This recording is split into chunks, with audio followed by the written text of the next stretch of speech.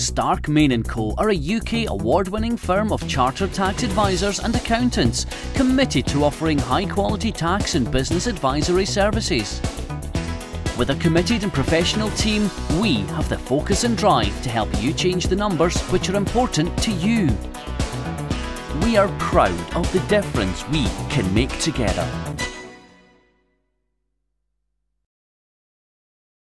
Melrose and Gala remain unbeaten in the Premiership after recording wins in their second games. Let's start at the Greenyards, where Melrose came from behind for the second week running to claim a win, this time against Curry by 26 points to 21. Trailing 14-6 at the hour mark from two Curry tries by Richard Snedden and Simeon James, both converted by Adam Hines to a couple of penalties by Richard Mill, Melrose unleashed with a Fraser Thompson try converted by Andrew Skeen. Skeen added a penalty to take the lead, then Jamie Murray went over for a try to give Melrose breathing space.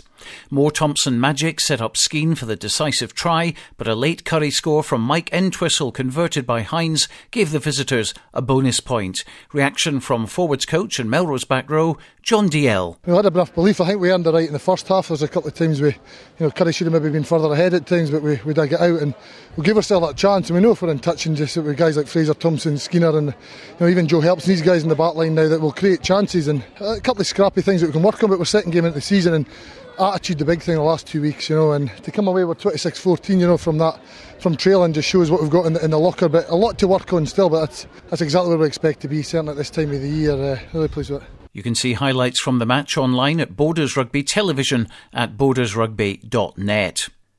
Gala travelled to the capital to take on Edinburgh Accies and came away with 4 points from a 29-27 win.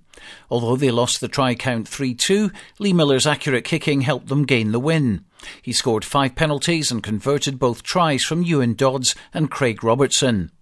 Backs coach Scott Nichol was pleased with the win, but agreed there was still plenty of work to do. Edinburgh is never an easy place to come. Play a very expansive game of rugby and certainly test your defence, but the game went okay in the first half, playing it into the elements and turned around 13-10 up. Should have been possibly a wee bit more. Second half, we really got on top. We were dominant up front in the scrum. Line out maybe struggled a wee bit, a bit inaccurate with our throw-in. But in a nutshell, we did everything possible to try and lose the game. But come the end of it, the scrummage was the difference. We were under pressure on our own line, 5 minutes to go, and pushed them off the ball. But, we got the win. The performance wasn't what we were looking for, but it's a difficult place to come and get the win, so we'll take the 4 points, but there's massive improvements still to come for the team. Ayr beat Dundee 28-10 to go top of the table with a 100% record. Gala are in second with Melrose third. The other results went the way of the away teams, with Boroughmuir beating Aberdeen 22-18 and Stirling County winning at Heriot's 29-20. There's a top of the table clash next Saturday when Gala host Ayr. Moving to the National League, and the big local derby was between Hawick and Selkirk. Hawick were up 26-8 and cruising with Neil Rennick and Sean Muir tries on the board, both converted by Rennick, and 4 penalty goals too for a personal total of 21. But Selkirk turned things round to win 30-26, gaining a bonus point for 4 tries from Gordon Patterson, Ryan Crockett, Fraser Harkness and Matt Kissick. Mike McVie scored 2 penalties and 2 conversions. We hear first from Hawick skipper Greg Cottrell. We were absolutely devastated to have 20-point leads at half-time, come out in the second half and just didn't really play the way they couldn't close the game out, but credit to Selkirk who came out second half and played some good rugby, but we've switched off a couple of times, gave them a couple of easy scores.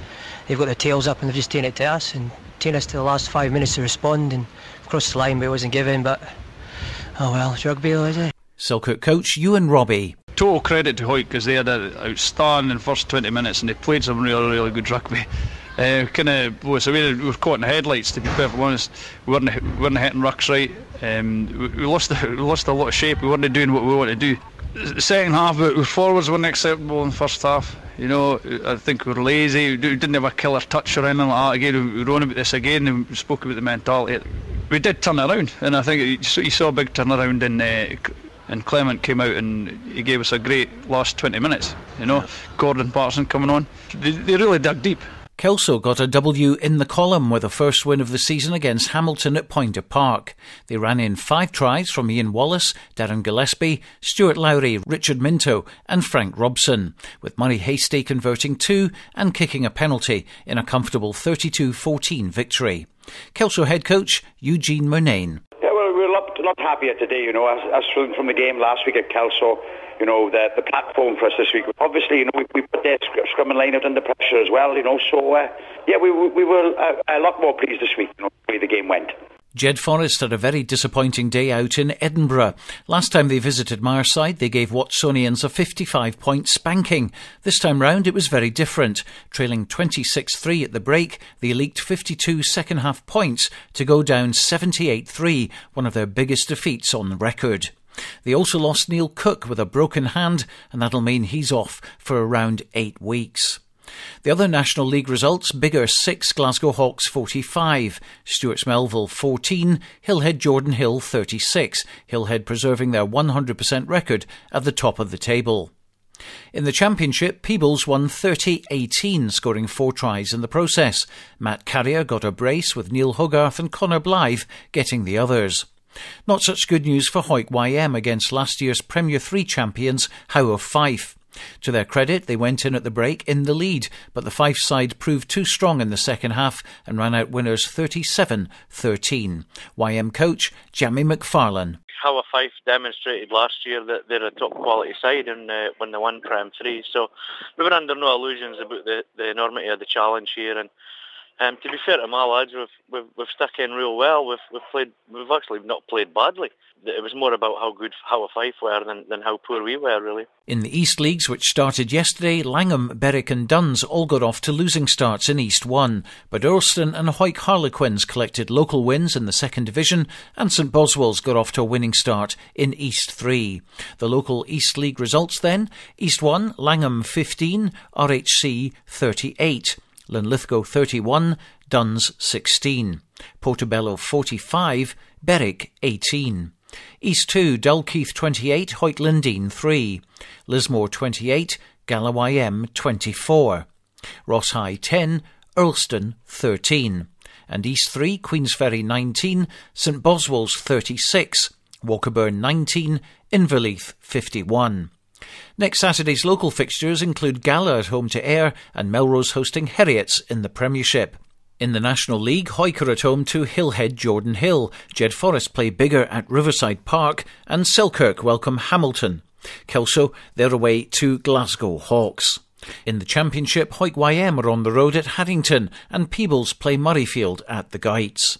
In the East League, there are home games for Berwick, Duns, Earlston, Gala YM, Hoyt Lindeen and St Boswell's. Don't forget, for all the latest news, results, audio, video, stats and rankings and a full fixture card, go to bordersrugby.net.